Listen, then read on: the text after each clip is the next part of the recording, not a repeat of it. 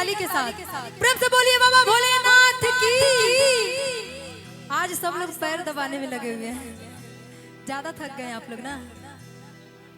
कोई बात नहीं, भोले बाबा का दरबार अब ज्यादा दूर नहीं है, आधा दूर आ गए, आधा दूर बचा है। लेकिन मीठा मीठा ताली के साथ आइए भोले बाबा का भजन और भक्त के भाव कहे के भाव। काले के शिव के मनाई हो, शिवा माना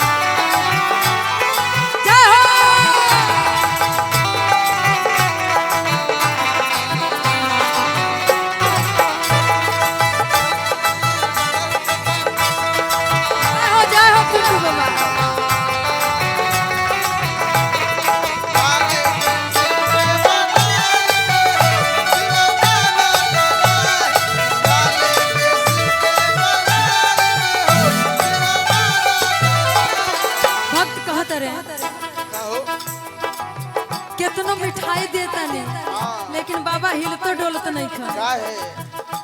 वो मिठाई उनका ना भावेला, मिठाई को मानते नहीं के कहत रे। पूरी मिठाई शिव के मन ही